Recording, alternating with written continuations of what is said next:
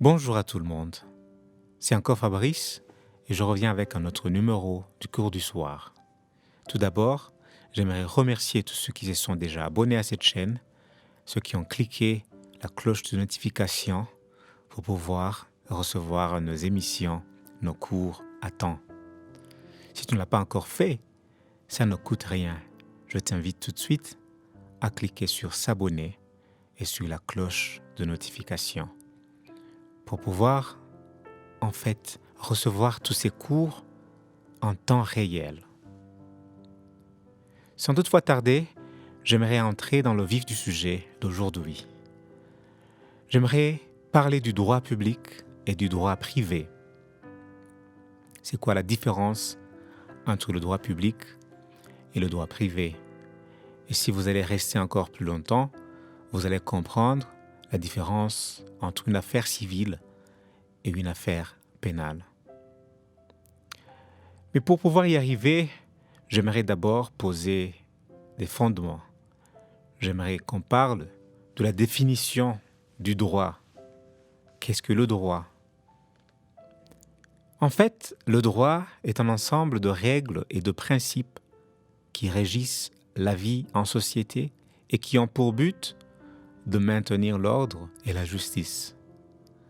Le droit est un système complexe qui comprend de nombreuses branches et sous-branches, chacune étant spécialisée dans un domaine particulier de la vie juridique.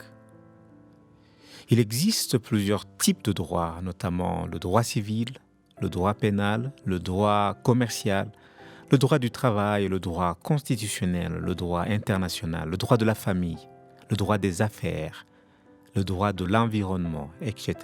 Le droit est en constante évolution et est influencé par de nombreux facteurs tels que les changements sociaux, économiques et politiques.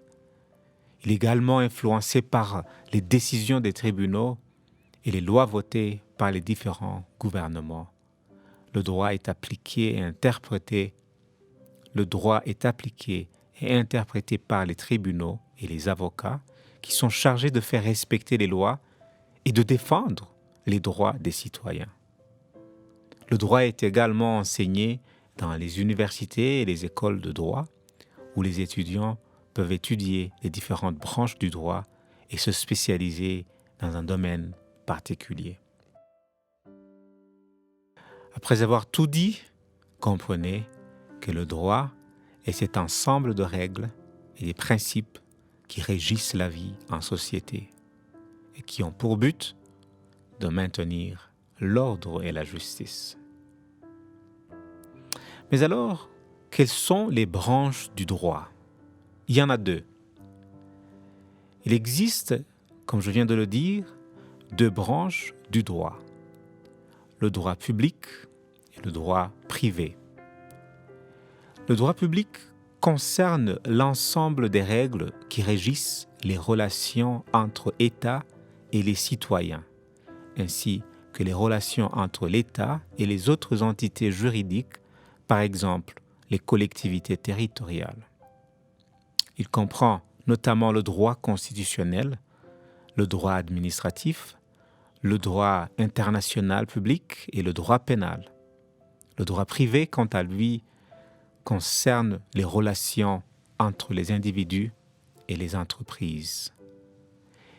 Il comprend le droit civil qui régit les relations entre particuliers comme les contrats, les obligations, les successions, etc. Le droit commercial qui régit les activités économiques et les relations entre entreprises. Le droit du travail qui régit les relations entre employeurs et employés. Le droit de la famille qui régit les relations entre les membres d'une famille. Et le droit des affaires qui régit les activités commerciales et financières. Il est important donc de noter que ces deux branches du droit sont étroitement liées et que certaines règles peuvent appartenir à la fois au droit public et au droit privé. Par exemple, le droit du travail est considéré comme faisant partie du droit privé, mais il est également régi par des lois et des règlements publics. Comme je viens de l'expliquer, Le droit privé et le droit public sont donc les deux grandes branches du droit qui régissent respectivement les relations entre individus et entreprises et les relations entre l'État et les citoyens. Voici quelques différences clés entre ces deux branches du droit. D'abord, le sujet de droit. Le droit privé concerne les relations entre particuliers et entreprises, tandis que le droit public concerne les relations entre l'État et les citoyens, ainsi que les relations entre l'État et les autres entités juridiques, par exemple les collectivités territoriales, comme je l'avais dit. Deuxièmement, c'est la nature des règles. Les règles du droit privé sont généralement issues de la coutume, des contrats et des lois votées par le Parlement. Les règles du droit public, quant à elles, sont généralement issues de la Constitution et des lois votées par le Parlement. Troisièmement, l'objet du droit. Le droit privé régit les relations entre particuliers et entreprises dans le cadre de la vie quotidienne, comme les contrats, les obligations, les successions, etc. Le droit public, quant à lui, régit les relations entre État et les citoyens, ainsi que les relations entre l'État et les autres entités juridiques, et concerne des sujets tels que la politique, l'administration, la défense nationale, etc. Quatrièmement, la procédure de règlement des conflits. Les conflits relevant du droit privé sont généralement résolus par des tribunaux civils, tandis que les conflits relevant du droit public sont généralement résolus par des tribunaux administratifs. Il est important de noter que ces deux branches du droit sont étroitement liées. Certaines règles peuvent appartenir à la fois au droit public et au droit privé. Cela nous amène alors à un sujet très important qui concerne les affaires civiles et les affaires pénales. En droit, une affaire civile est une procédure juridique visant à régler un différend entre deux parties qui ont des intérêts opposés, mais qui ne sont pas des parties à un crime. En général, une affaire civile a pour objet de faire valoir ou de défendre un droit ou un intérêt privé comme un litige concernant une dette, une succession, un divorce ou un litige commercial. Une affaire pénale, en revanche, c'est une procédure juridique engagée par l'État contre une personne accusée d'avoir commis un crime. Dans une affaire pénale, l'État représente l'ensemble de la société et vise à punir la personne accusée d'avoir violé la loi et à protéger la société contre de futurs actes criminels. Les peines encourues dans une affaire pénale peuvent inclure des amendes, des peines de prison et des peines alternatives.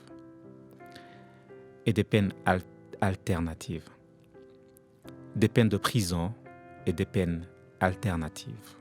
Il est important de noter que les affaires civiles et pénales sont gérées de manière distincte et suivent des procédures différentes.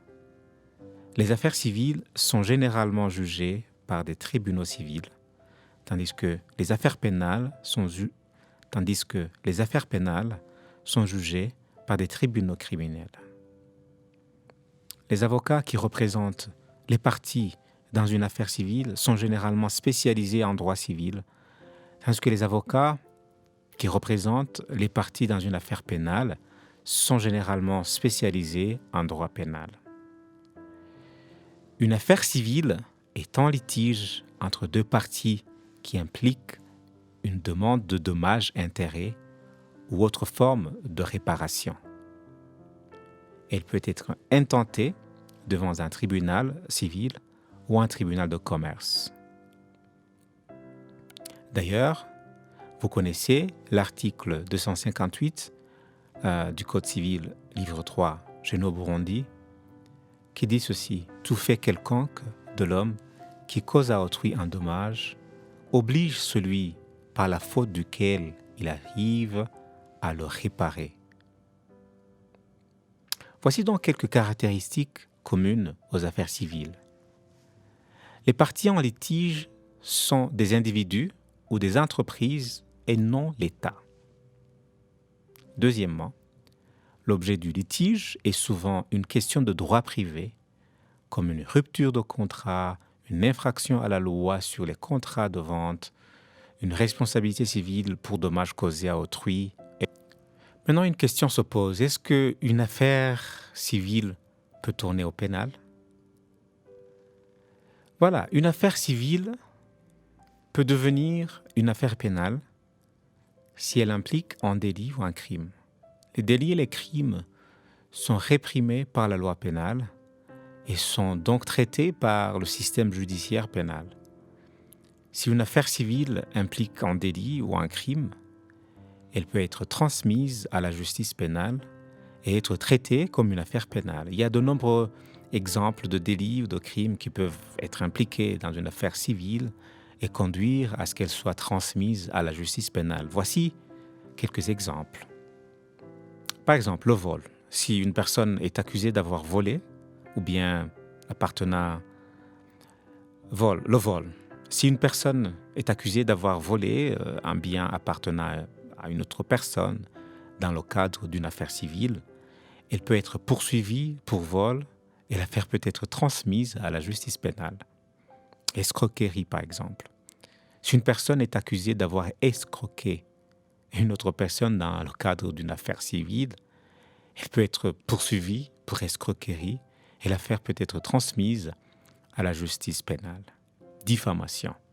Si une personne est accusée de diffamation dans le cadre d'une affaire civile, elle peut aussi être poursuivie pour diffamation et l'affaire transmise à la justice pénale, etc., etc.